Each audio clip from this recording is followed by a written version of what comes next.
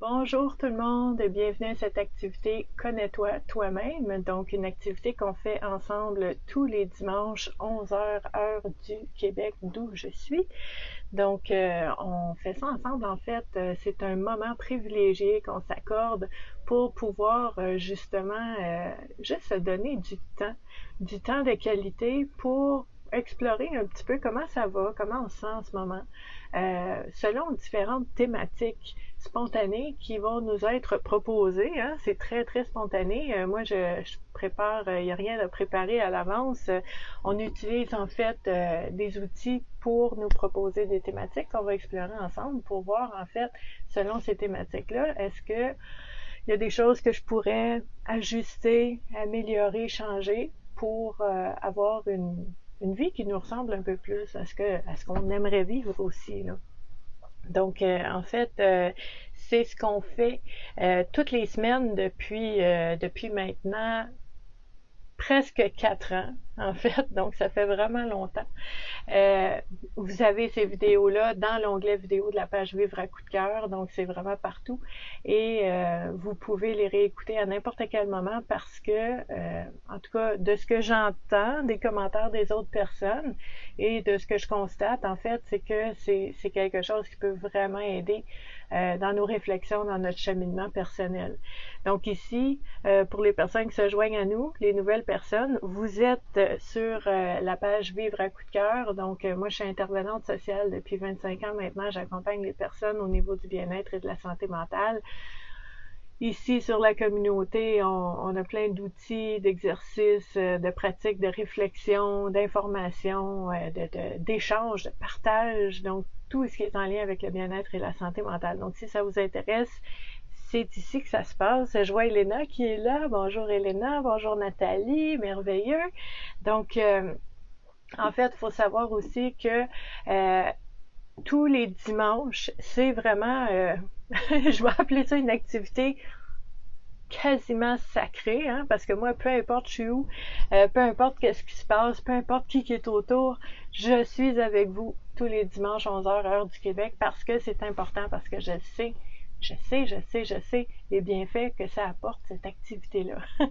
Et aujourd'hui, particulièrement excitée, vraiment contente parce que ceux qui me suivent depuis un moment, vous savez que je suis une fan finie de tout ce qui est Carl Jung. J'adore cet homme. Je suis groupie de cet homme-là au niveau de la psychologie. Il a tellement ouvert des portes au niveau de la conscience et tout ça. C'est magnifique. Donc, je suis vraiment fan de cet homme-là. Et cet homme-là, en fait, nous a fait cadeau, nous a légué ce trésor qui est l'exploration des archétypes. Oh! Donc, je sais pas si vous connaissez ça, mais si vous connaissez pas, j'espère vous ouvrir les horizons sur ces possibilités-là. Si vous connaissez déjà puis vous tripez comme moi, yay! On parle de ça ce matin, ben on va avoir bien du fun. Donc, on va regarder ça ensemble. Comme je vous disais, c'est une approche, c'est une information utile, pertinente et tellement importante, à mon sens à moi, qui nous a été léguée par Carl Jung. OK? Mais faut savoir aussi, oui, on peut lire des ouvrages de Carl Jung pour savoir un petit peu plus c'est quoi. Mais quand on parle de l'activité du dimanche matin avec les cartes, qui est un outil vraiment le fun, vraiment imagé, non menaçant, ben, moi, je vous parle de Caroline Myss. Hein? Donc, Caroline Myss qui a fait les cartes d'archétypes. Mon jeu est en anglais, je vais vous traduire ça sans problème, pas de souci. Donc, je regarde les commentaires en même temps, s'il y a d'autres commentaires, parce que faut que je regarde sur un autre téléphone. Hey, ouais. Fait que on s'arrange comme on peut quand on n'est pas à la maison. Hein? Donc, je vous ai montré le jeu ici qu'on va utiliser ce matin. Pourquoi on utilise les jeux de cartes?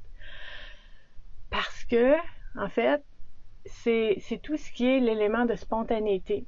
OK? Parce que si on dit, par exemple, vous dites, moi, j'aime ça faire de l'introspection, j'aime ça réfléchir, j'aime ça, méditer, puis essayer de voir un peu où j'en suis, où j'aimerais être, c'est quoi le chemin entre ces deux états-là, où je suis et où j'aimerais être. Est-ce qu'il y a beaucoup de changements à faire? Est-ce que j'y suis presque rendue? J'aime ça, vraiment, réfléchir à ça. Puis, c'est super important, c'est intéressant de faire ça, mais je vous dirais que, en fait, vous pouvez aller encore plus loin si vous utilisez des outils aussi qui vont vous amener à explorer des zones jusque-là inexplorées. Comment on fait ça? Comment on fait pour explorer quelque chose auquel on n'a même pas pensé? Ben, un outil qui peut aider, ce sont les cartes. Justement, parce que tu brasses les cartes, tu sors une carte, puis tu sais pas ça va être quoi. Donc, c'est spontané, puis tu dis, OK, j'aurais jamais pensé à ça ce matin, mais on va explorer ça, on va voir ce que ça me dit. Est-ce que cette thématique-là est activée dans ma vie? Est-ce que, si oui, si elle est activée dans ma vie, est-ce que c'est bon pour moi? Est-ce que ça me nuit? Puis là, on fait des prises de conscience sur des sujets auxquels on n'aurait pas pensé naturellement. Okay? C'est là la préciosité. Moi, j'aime beaucoup inventer des mots. Donc, la préciosité de cette activité-là, c'est d'aller explorer des zones jusque-là inexplorées pour aller chercher des informations, des découvertes, des forces insoupçonnées. Donc, c'est comme ça qu'on fait. Donc, Nathalie qui ne connaît pas Carl Jung, on connaît pas le même, hein? C'est pas le même. Le mien n'est pas vitrailliste. C'est pas la même personne. Mais je vais mettre un lien si tu veux apprendre à connaître Monsieur Jung aussi. Donc, Naïma qui est avec nous. Et bon, c'est ça, on va apprendre à connaître toutes ces belles personnes qui nous ont apporté tellement des belles avancées au niveau de la psychologie, du développement personnel, de tout ce qui est la connaissance de soi. Hein, Carl Jung, connais-toi toi-même. Moi c'est vraiment lui. Hein. Si j'avais à être groupie puis avoir un poster au mur, ça serait probablement Carl Jung. Je suis étrange de même. Donc, on continue. Je vais vous montrer un petit peu, il faut savoir, hein, je vous l'ai montré comme ça, mais le jeu, il y a comme une centaine de cartes. Il y a vraiment une tonne de cartes. Il y a beaucoup de possibilités d'exploration. Donc, on va regarder ça. Les cartes qui ressemblent à ça sont toutes pareilles. Et je vous montre des exemples. OK? Il y a... Elle est à l'envers, celle-là. Pionnier, esclave, goddess, hein, c'est pas pire ça. Avenger, pas comme le film, c'est un autre. Storyteller, quelqu'un qui raconte des histoires. L'enfant. OK, dans ce jeu-là, il y a plusieurs cartes d'enfants. L'enfant blessé, l'enfant magique, l'enfant de la nature. Il y a vraiment beaucoup d'enfants là-dedans. Parce que Carl Jung nous dit que notre enfant intérieur, ben, il existe. Puis, faut vraiment apprendre à le connaître aussi. Donc, vous voyez, il y a vraiment beaucoup de thématiques. On nous parle dans ce jeu-là du côté ombre et du côté lumière de chacune de ces archétypes-là. En fait, je vais juste commencer par faire une base. On fera pas un cours là-dessus, là, mais juste faire une petite base au niveau des archétypes. Je vais vraiment vous mettre ça au plus simple. En fait, les archétypes, c'est comme si il y avait des rôles, des personnages qui étaient activés dans notre vie. Donc, des fois, dans notre vie, on va avoir activé, par exemple, l'archétype de l'enseignant, du professeur. Puis, des fois, à d'autres moments dans notre vie, on va être plus une éponge et on va avoir activé dans notre vie l'archétype de l'élève, de l'étudiant. Des fois, dans notre vie, on va être très protecteur, maternant, puis on va avoir activé l'archétype de la mère dans notre vie. C'est pas nécessairement envers nos enfants, c'est vraiment largement. Des fois, dans notre vie, on va avoir activé l'archétype du clown. Hein? Il n'y a rien qui me dérange, tout est drôle, puis je fais ça peut-être pour me protéger ou pour aider les gens autour de moi. Quels archétypes sont activés dans ma vie? Quel rôle sont activés dans ma vie? Quels personnages sont là dans ma vie? Donc, si j'avais à résumer rapidement, ça ressemble à ça, les archétypes. C'est vraiment des personnages, des rôles qui vont s'activer dans notre inconscient, hein, c'est Carl Jung, et qui vont avoir des effets qui vont se manifester dans notre vie au quotidien. De là, mon questionnement qu'on va regarder aujourd'hui, est-ce que ces archétypes-là qui sont potentiellement activés dans ma vie, est-ce qu'ils me nuisent ou est-ce qu'ils m'aident? Est-ce que en prenant conscience que cet archétype-là est présent dans ma vie, est-ce que je veux le nourrir, le cultiver, le faire grandir? Ou est-ce que je dis, oh, c'est activé dans ma vie, ça explique bien des choses. Et ça me tente de changer ça. Donc, la prise de conscience est très, très, très, très importante là-dedans. Donc, en fait, c'est vraiment, moi, c'est une des découvertes qu'il y a eu là, depuis des années et des années et des années au niveau de l'inconscient, de la psychologie qui me fait le plus triper. J'adore vraiment ça. Puis j'aime ça d'en parler, obviously. Puis j'aime ça faire découvrir ça aussi aux gens. Peut-être que vous allez voir au niveau des archétypes que il y en a un qu'on explore qui n'est pas activé pour vous, puis vous allez dire, mais j'ai pas ça, moi. Est-ce que je gagnerais à avoir ça d'activer dans ma vie? Ou est-ce que, hey, je suis vraiment, vraiment reconnaissante de ne pas avoir ça d'activer dans ma vie maintenant. Tu sais, puis de faire cette prise de conscience-là, c'est important aussi. Vous allez voir aussi, puis là, j'essaie de garder ça simple, les archétypes peuvent être activés dans votre vie par vous-même, vous incarnez un archétype, un personnage. Mais ça se peut que l'archétype soit présent par le biais de quelqu'un d'autre. Donc, vous dites par exemple, j'ai pas l'impression d'enseigner tant que ça, mais j'ai quelqu'un dans ma vie qui est un mentor, qui est comme un enseignant pour moi. Puis c'est cette personne-là. Donc, on peut explorer aussi nos relations avec les autres. Puis, dépendant des archétypes qui sont là, si je sors l'archétype du, je sors l'archétype du menteur, puis je dis, je me considère pas nécessairement comme étant menteuse, mais en même temps, je vais explorer ça, hein, parce que s'il y a des facettes de moi dans certaines situations, je veux savoir, hein, une vraie prise de conscience. Mais si vous dites non, je le vois pas, est-ce qu'il y a quelqu'un dans ma vie en ce moment qui incarne cet archétype-là, puis que peut-être que dans cette réflexion-là, dans cette exploration-là, je vais dire, peut-être qu'il faut que je mette la distance dans cette relation-là parce que j'en veux pas de cet archétype-là dans ma vie. Ça se peut, ça. Donc là, je veux pas m'emporter. Je veux pas en parler pendant 4 heures de temps. Je serais vraiment capable de le faire, c'est sûr. J'adore ça. J'espère que je vous ai donné un petit peu la piqûre, que si vous êtes curieux, si vous connaissez pas ça, c'est vraiment intéressant.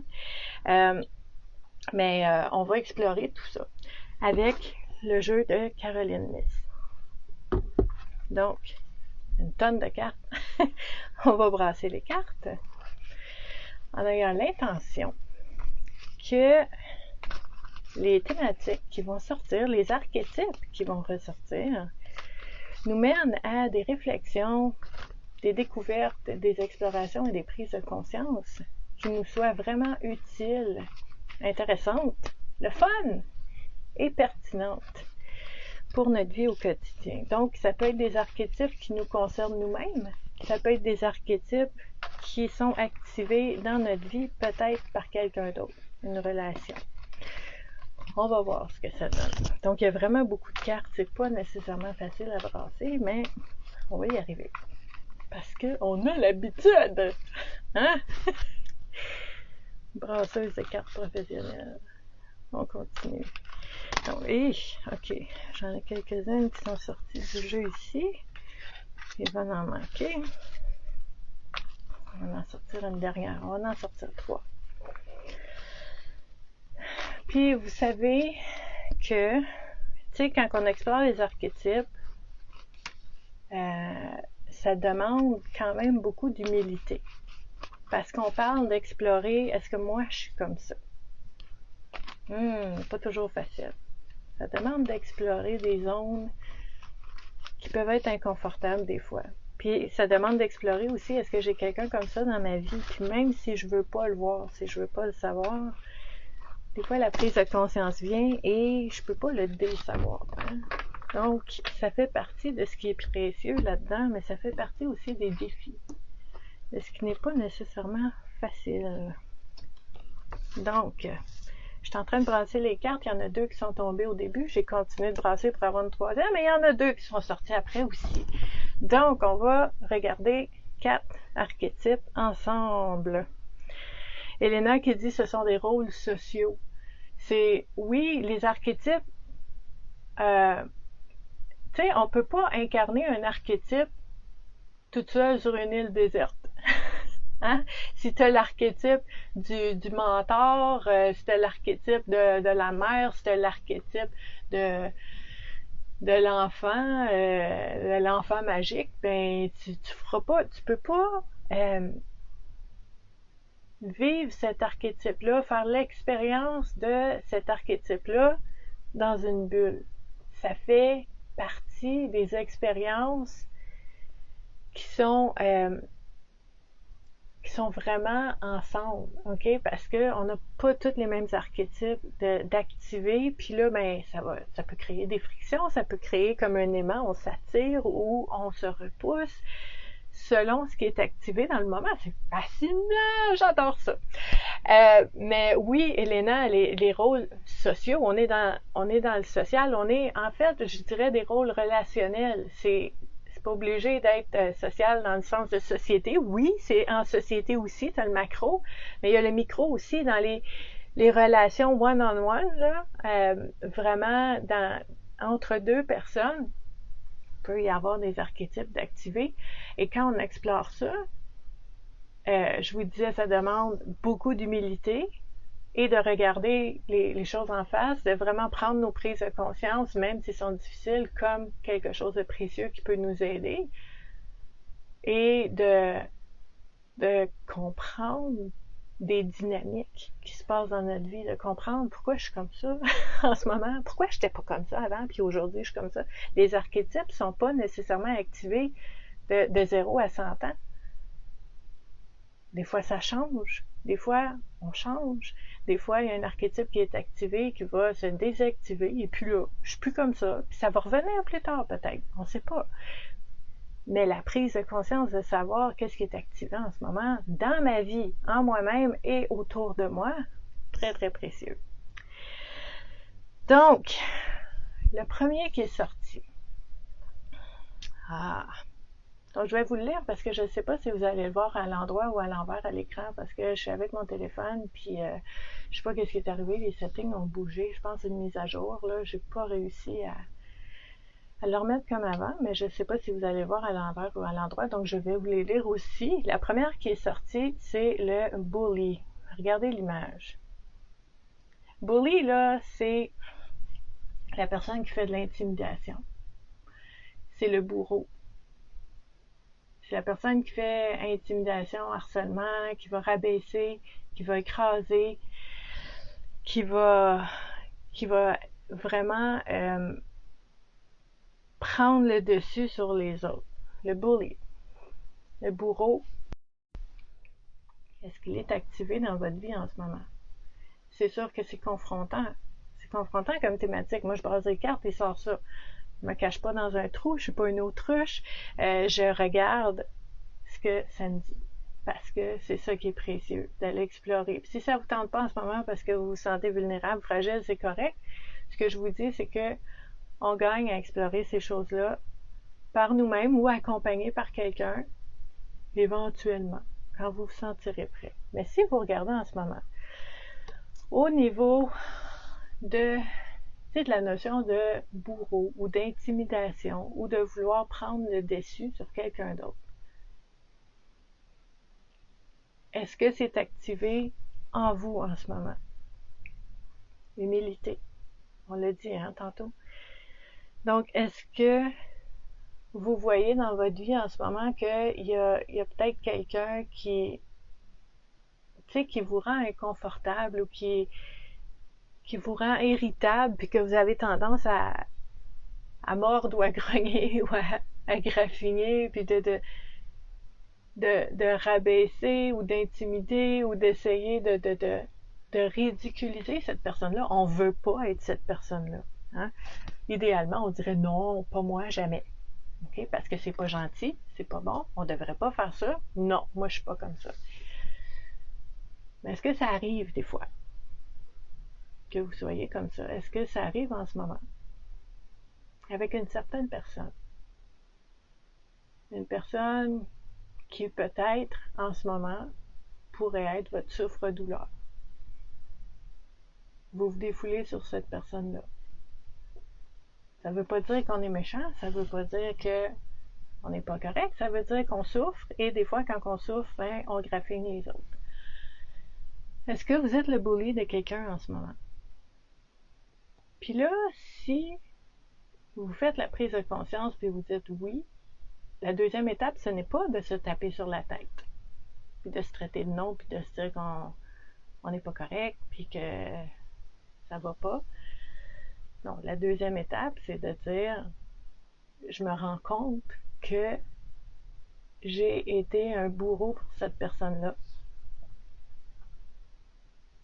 Je le vois, j'en suis conscient. Puis ça me tente plus. C'est ça, c'est d'être conscient. Donc, on veut vraiment explorer, comme je vous disais tantôt, les archétypes selon nous-mêmes. Est-ce que c'est activé par nous? Est-ce que nous, on joue ce rôle-là dans nos relations, dans une relation, peu importe? Ou est-ce que, quand vous regardez ça, OK, bully, est-ce que j'ai quelqu'un dans ma vie qui s'en prend à moi, qui est injuste, qui me fait de la peine, qui me fait du mal, qui me blesse, qui m'intimide, qui m'harcèle, qui essaie de m'écraser tout le temps, qui m'enlève ma confiance en moi, qui me fait douter de moi-même. Est-ce que j'ai un bully dans ma vie? Puis ça aussi, deuxième étape, on va pas se taper sur la tête. Je suis faible, je me laisse faire, je mérite rien que ça. Pourquoi je me lève pas? Puis de se sentir coupable, non. Première étape, est-ce que j'ai un bully dans ma vie? Est-ce que j'ai un bourreau dans ma vie? Deuxième étape, c'est qui? Puis de voir, souvent il y a un deuil d'associer à ça, de dire par exemple, est-ce que cette personne-là, je la connais depuis longtemps ou pas? Est-ce que cette relation-là est importante pour moi ou pas? Puis, tu sais, quand on fait un exercice comme ça, on n'a pas besoin de prendre des décisions et de tout changer maintenant. Là. Ce qu'on veut faire, c'est la prise de conscience. On veut voir clairement qu'est-ce qui se passe dans notre vie en lien avec les archétypes. Donc, juste cette prise de conscience-là, c'est une information. Puis juste le fait d'avoir pris conscience de ça, ça va faire en sorte qu'on peut changer nos comportements aussi. Donc, je vois Francine qui est là aussi, qui se joint à nous. Si vous voyez des moments ou des situations ou des personnes avec qui cet archétype-là est activé en ce moment, ben c'est une richesse.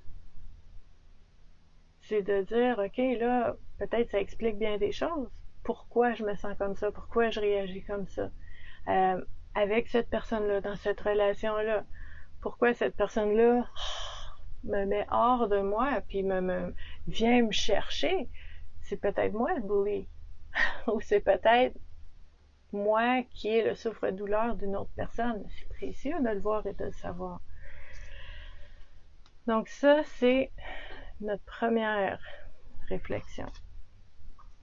La deuxième, ce qui est beau avec les archétypes, il y en a plein. Okay? Il y a des archétypes qui sont plus difficiles à vivre, il y a des archétypes qui sont vraiment très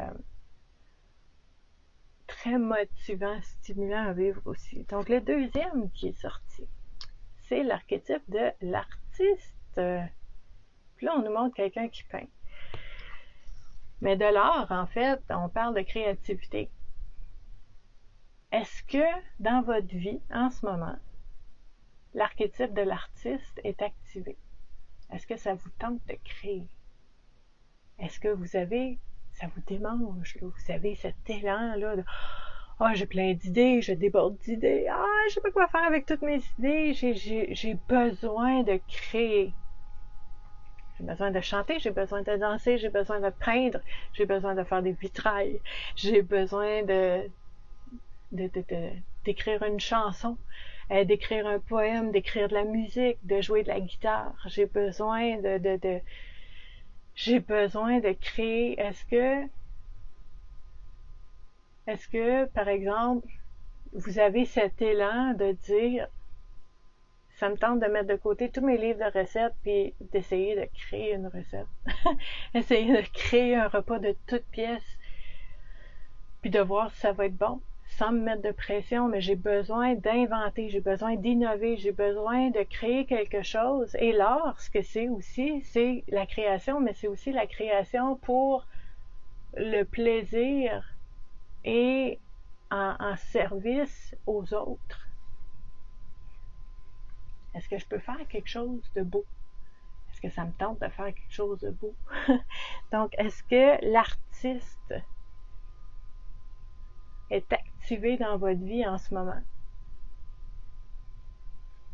Si oui, comment ça se manifeste? Puis est-ce que ça se fait du bien? Est-ce que vous voulez le nourrir, le booster, vous donner encore plus de temps pour créer? Si vous écoutez ça et vous dites non, c'est pas tant activé pour moi, mais on dirait que ça réveille quelque chose en moi quand Stéphanie elle parle de ça, puis ça me tente. Est-ce que ça gagnerait à être activé? Si oui, c'est quoi mon talent? Qu'est-ce que je peux faire? Qu'est-ce que je peux créer? Numéro 1 et numéro 2, créer pour le bonheur, le plaisir et le service aux autres. 2 éléments. Donc, est-ce que c'est activé en ce moment? Est-ce que vous gagneriez à l'activer? Si vous dites c'est pas du tout activé en moi, puis je t'écoute, puis ça m'emballe pas tant que ça, ben là, l'exercice des archétypes nous propose d'explorer, est-ce que j'ai un artiste dans ma vie? Est-ce que je connais quelqu'un qui déborde d'idées en ce moment, puis qui veut vraiment créer, puis qui me parle de ça, puis qu'il y a la passion, puis il y a des projets, puis il y a des idées, puis que cette personne-là, moi, j'ai pas nécessairement cet élan-là en ce moment, mais est-ce que j'ai un artiste dans ma vie en ce moment qui est activé, qui est on? J'ai-tu un artiste qui est comme « Wouh! On y va, j'ai plein d'idées. » Ben ça aussi, c'est précieux. Comment cette énergie-là m'affecte? Comment je peux être avec cette personne-là, puis l'aider, puis moi aussi être bien, puis comment ça se manifeste, ça? Est-ce que ça vous confronte? Est-ce que vous dites, mon Dieu, elle a plein d'idées, puis moi, j'en ai pas pantoute, je suis à sec, puis ça me confronte? C'est très précieux, ça aussi, même si c'est pas facile à vivre. Donc, d'essayer de voir si vous êtes l'artiste en ce moment, ou si vous connaissez un artiste, un créateur, quelqu'un qui veut créer quelque chose en ce moment, comment ça se manifeste pour vous, puis comment vous vous sentez face à ça. Ça, c'est intéressant aussi. Donc, Nathalie qui dit créer pour mieux se comprendre soi-même aussi, hein? Puis oui, à travers nos créations, on peut apprendre à se connaître, puis à voir où est-ce qu'on en est en ce moment. C'est vraiment intéressant, oui. Puis Elena qui dit, je pense au niveau de l'artiste, hein, Elena qui dit qu'elle est dans les deux, pour la créativité, c'est vital pour moi. Pour le premier, je dois voir comment préserver la relation tout en ne me sentant pas contrôlée au niveau du bully. Hein? Donc, c'est des belles prises de conscience. Puis, en fait, ce qui est intéressant, c'est sûr que c'est toujours votre propre perception, à travers vos filtres, à travers vos valeurs, votre façon de voir les choses, votre interprétation. Ce n'est pas la réalité finale coulée dans le béton, c'est votre interprétation de dire, est-ce que j'ai un artiste dans ma vie? Vous le voyez comme ça. Cette personne-là se voit peut-être pas comme ça. Ça aussi, c'est intéressant. C'est encore un autre élément dans les archétypes qu'on peut explorer. Mais en fait, c'est pas je vous dirais juste une petite mise en garde parce que c'est pas grave là, que la personne soit vraiment un artiste pour vrai ou pas dans votre vie. Parce que quand on travaille les archétypes, on le fait pour soi-même. Ça n'a rien à voir avec est-ce que l'autre est vraiment comme ça. C'est votre perception et les effets que ça a sur vous. Donc, c'est ça qu'on veut explorer. Vous voyez la personne comme ça, puis ça a un impact sur vous comme ça. Est-ce que ça vous aide? Est-ce que ça vous nuit? Que ce soit vrai ou pas, j'ai un cheveu, que ce soit vrai ou pas que la personne se perçoit elle-même comme ça, c'est autre chose. OK? C'est un exercice introspection pour soi-même, mais en lien avec les autres. C'est ce qui est intéressant aussi. Donc, un autre élément qui est sorti, la troisième carte, le mentor. Le mentor. Est-ce que je suis le mentor de quelqu'un? Est-ce que je suis consciente d'être le mentor de quelqu'un? Est-ce que je suis le mentor de quelqu'un que je ne sais même pas? Est-ce qu'il y a quelqu'un qui me regarde, qui m'écoute, qui m'observe, puis qui prend un peu exemple, modèle pour un certain élément dans sa vie, une sphère de sa vie, puis que je ne sais même pas? Ça se peut. Est-ce que, en tant que mentor, je me rends compte de la responsabilité qu'il y a là-dedans? Ça, c'est important aussi. Hein? Donc, comment vous voyez ça? Est-ce que vous voyez que peut-être dans une sphère de vie ou avec une certaine personne ou dans un certain domaine, vous vous sentez un peu comme un mentor pour d'autres personnes? Et dans d'autres situations où vous sentez que vous avez besoin d'apprendre puis que vous avez des personnes qui semblent avoir maîtriser des choses que vous êtes en processus de maîtriser, puis que ces personnes-là sont des mentors pour vous, ça aussi, ça se peut. C'est pas un ou l'autre. Ça peut être les deux. L'un n'exclut pas l'autre. Je peux être le mentor de quelqu'un dans un certain domaine et moi ressentir que j'ai un mentor en la personne de quelqu'un d'autre dans un autre domaine. On peut se mentorer entre nous. Donc, comment l'archétype du mentor est activé dans votre vie en ce moment.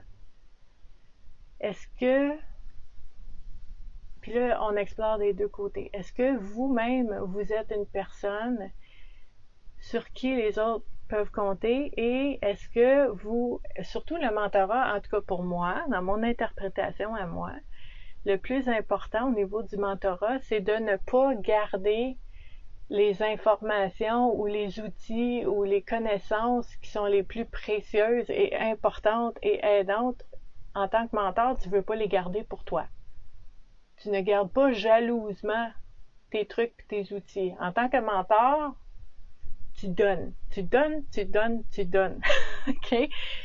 Tout ce que j'ai appris, tout ce que j'ai compris, tout ce que, même si j'ai rushé, puis j'en ai arraché, puis ça a été dur, puis ça m'a arraché le cœur, puis j'ai passé à travers des efforts, des épreuves, j'ai mis du temps, j'ai mis de l'argent, j'ai mis de l'énergie. Si je suis un mentor, je te donne. Parce que je veux ton bien. Moi, c'est comme ça que je le vois. Il y en a d'autres qui vont le voir autrement. Donc, on va aussi aller explorer votre définition du mentorat. OK? Dans quel esprit on est mentor? Donc, selon votre définition à vous, vous allez dire, par exemple, est-ce que je suis mentor de quelqu'un en ce moment? Oui ou non? Est-ce que ça m'épuise, ça me tire du jus, puis il faudrait que j'arrête un peu? Ou est-ce que ça me fait du bien, puis je veux cultiver, puis je veux le faire encore plus? Ensuite de ça, on regarde l'autre côté. Est-ce qu'il y a quelqu'un dans ma vie qui est comme un mentor pour moi? Si oui, mon premier instinct, ce qui me vient à l'esprit, c'est est-ce que je peux lui dire merci d'être un mentor pour moi, merci de m'accompagner, merci de, c'est un peu comme du ping-pong, on s'envoie des idées, on s'envoie des informations, ça nous fait réfléchir, ça nous fait grandir, merci d'être là. Pour moi, c'est ça un mentor aussi.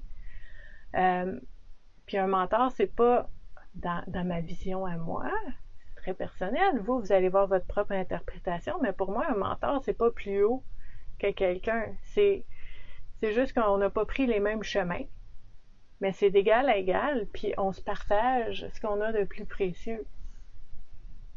Tu sais, si moi j'ai rushé, puis ça a été dur, puis que j'ai dépensé plein de temps, puis d'argent, puis d'énergie, ben si je peux t'aider à faire une prise de conscience ou à prendre un chemin où est-ce que tu vas moins rusher, ben ça me fait plaisir. Tu sais, tu comprends? Pour moi, il y a beaucoup de générosité dans le mentorat. Donc, c'est d'explorer ça. Est-ce que vous êtes comme ça? Est-ce que vous connaissez quelqu'un comme ça dans votre vie? Puis, moi, je mets ça vraiment, là, j'ai un lien très fort avec la reconnaissance, de remarquer, d'observer, de reconnaître que cette relation-là existe. Puis après ça, la gratitude. Merci d'être là pour m'aider à cheminer. OK? Ça, c'est important. Donc, je regarde les commentaires. Nathalie qui dit « Quelle est la différence avec l'enseignement passionné? » Le mentorat et l'enseignement passionné. OK. Je dirais que si vous allez voir vraiment la définition du mentorat, c'est pas nécessairement comment je vous dirais ça? C'est pas nécessairement un poste ou un statut. C'est pas un patron, c'est pas un enseignant, c'est pas un scientifique, c'est pas un musicien de grande renommée. C'est en dehors de tout ça. Le mentorat, pour moi, est en lien avec non pas un statut ou un poste ou un rôle. Le mentorat, pour moi, c'est je vais dire un état d'esprit et une intention. Une intention de transmettre, de donner, d'offrir, d'accompagner. Fait que c'est plus que enseigner. Puis moi, j'ai eu vraiment des enseignants, des formateurs passionnés incroyablement, qui, tu sais, j'ai fait des formations, par exemple, je sais pas, moi, tu fais une formation avec quelqu'un, puis la personne est passionnée, est vraiment là, elle déborde d'énergie pour son sujet, puis c'est contagieux, puis on adore ça, puis ça nous donne la piqûre, puis c'est vraiment bien. Puis quand on a fini le cours, on s'en va chez nous, puis on la voit plus, cette personne-là. Le mentor, ça dure dans le temps. L'enseignant, comment je vais dire ça? L'enseignant va enseigner quelque chose, va enseigner sa matière pour laquelle il est passionné, puis c'est extraordinaire. Moi, j'aime beaucoup les enseignants parce que j'aime beaucoup apprendre. OK? Mais je vous dirais, le mentorat, c'est différent parce que c'est une relation dans le long terme. C'est une relation où est-ce qu'on chemine ensemble sur vraiment du long terme. Donc, c'est pas comme tu es en train de faire ton cours 101, tu as fini, tu as ta note, tu passes au 102, puis c'est un autre prof. C'est vraiment, c'est une relation, le mentorat. Je vais le nommer comme ça. J'espère que ça répond à ta question, Nathalie. Ensuite, ici, on va aussi explorer, ça c'était le mentorat. La dernière carte qui est sortie, c'est la carte du healer, le guérisseur. Puis ça, là, il y a beaucoup à dire là-dessus. Je vais explorer une autre partie des archétypes avec vous, avec cette carte-là. Je pense que c'est approprié, puis ça s'y prête bien. Je vous disais tantôt que les archétypes ont des côtés ombre et des côtés lumière. Le guérisseur, on dit, ben oui, c'est merveilleux. J'en veux dans ma vie. Je veux des guérisseurs dans ma vie. Je veux être bien, je veux pas être malade, je veux être en santé, je veux être heureuse. Donc, amène-en des guérisseurs dans ma vie. Hein? Si je peux activer cet archétype-là, ça serait donc bien extraordinaire. Oui, parce que ça, c'est le côté lumière. Mais selon vous, le côté ombre du guérisseur, ça pourrait être quoi? Donc, un guérisseur, quelqu'un qui a à cœur d'aider, d'accompagner, de soigner les autres, qui veut être une présence apaisante, qui veut être une présence positive pour les autres, qui amène de la santé mentale, santé physique, qui est vraiment un guérisseur. Ça, c'est le bon côté. Qu'est-ce qui peut être le côté ombre?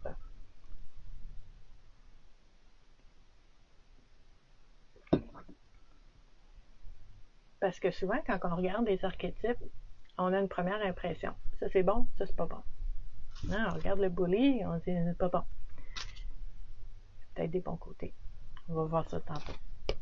Mais quand on regarde le guérisseur, le côté ombre, en fait, c'est que on peut trop donner. On peut s'épuiser à vouloir aider les autres. Ah, hein, ça vous parle peut-être. Donc, est-ce que l'archétype du guérisseur est activé dans ma vie en ce moment? Est-ce que j'incarne cet archétype-là? Est-ce que j'ai un élan de vouloir être une présence qui va être vraiment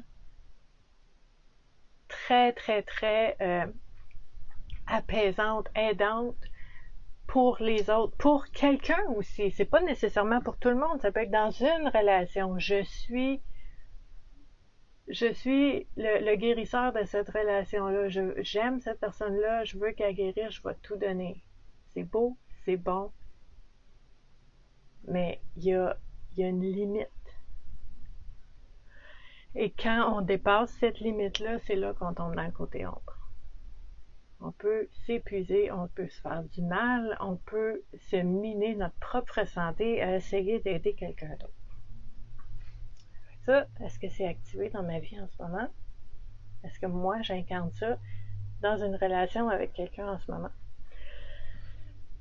José qui dit « Je crois que le côté ombre du guérisseur pourrait être celui ou celle qui prend du pouvoir sur l'autre dans sa façon d'aider. » Aussi, oui, José, c'est bien dit ça, parce que en tant qu'archétype guérisseur activé, peut-être que toi, tu penses qu'est-ce qui est bon, tu penses savoir qu'est-ce qui est bon pour l'autre. Ça, c'est toujours dangereux. Il faut faire attention à ça, parce que chacun a ses valeurs, ses perceptions et ce qu'il veut dans la vie. Des fois, ce que la personne veut n'est pas ce que nous voulons pour cette personne-là, mais c'est ça qu'elle veut pareil. Hein, quand on parle d'empowerment, c'est qui mène? Est-ce que c'est moi qui ai le volant de la vie de cette personne-là dans les mains? C'est pas à moi ce volant-là. Il faut que je m'occupe de mon volant, de ma vie, puis je lui redonne le contrôle de sa vie. Pas facile, ok? Mais quand on parle de penser savoir ce qui est bon pour l'autre, mais aussi de faire pour l'autre. Hein? En tant que guérisseur, archétype guérisseur, des fois on va dire, ben là, il faut que tu prennes des vitamines, il faut que tu ailles marcher beaucoup, bois beaucoup d'eau, fais ci, fais ça. Mais cette personne-là, il y a peut-être un autre chemin pour se rendre à sa santé. On ne sait pas. Donc, c'est vraiment cette vigilance-là. On veut être prudent. Donc, ici, Nathalie qui dit le guérisseur qui étouffe l'enfant par son souhait de guérir. Oui. Oui, parce que, en fait, puis ça, on l'oublie trop souvent. Comment je vous dirais ça? Des fois, pour guérir, ça prend plus que de mettre un plaster, un diachylon. Des fois, pour guérir, il faut passer à travers des bas profonds là, pour remonter la pente. Des fois, pour guérir, il y a un chemin qui est pas facile, qui est inconfortable ou qui est douloureux. Puis là, quand nous, en tant que guérisseurs, on veut aider la personne, puis on veut y enlever toute souffrance, on veut effacer toutes les possibilités de difficultés, de défis, puis on veut déblayer le chemin puis donner un beau paysage tranquille pour pouvoir cheminer, peut-être que cette personne-là ne guérit pas. Parce qu'elle n'a pas passé par ce qui va l'aider à guérir. Puis des fois, on veut bien faire, mais des fois, on n'aide pas. Puis la même chose, je vais regarder avec le bully, OK? Avec le bourreau. Première impression, c'est pas bon, on veut pas être un bourreau, puis on n'en veut pas dans notre vie, OK? Un bourreau, c'est pas fin, c'est pas bon, on n'en veut pas. Ça, c'est le côté ombre. Je vous l'ai dit, c'était confrontant, les archétypes. Quel est le côté lumière d'avoir un bourreau dans sa vie? Qu'est-ce qu'elle dit là, Stéphanie? Hein? C'est ça, explorer. Donc, quel est le côté lumière d'avoir un bourreau dans sa vie? Quand on explore les archétypes, il y a toujours un côté ombre, un côté lumière. Est-ce que vous voyez un côté lumière d'avoir un bourreau dans votre vie? Je vais vous donner quelques exemples. Est-ce que le fait d'avoir un bourreau dans votre vie qui vous a intimidé, harcelé, écrasé, rabaissé, est-ce que après, ça vous a permis de constater que vous valez plus que ça, puis que c'était inacceptable? Puis qu'à partir de ce moment-là, vous regardez en arrière, puis vous dites, hey, après cette expérience tellement souffrante et douloureuse-là, depuis ce temps-là, je me fais plus marcher dessus. Ça veut pas dire qu'on met une annonce dans le journal puis qu'on cherche un bourreau. Besoin de bourreau. 3 heures par semaine pendant 1 an. Non, on ne fait pas ça, on court pas après. Mais quand ça arrive, est-ce que je suis capable de voir le côté lumière, d'avoir cette personne-là dans ma vie, cette situation-là, est-ce que ça m'a apporté quelque chose de bon? Pendant, après. Donc, c'est ça. Puis José qui dit, un bourreau nous met à l'épreuve.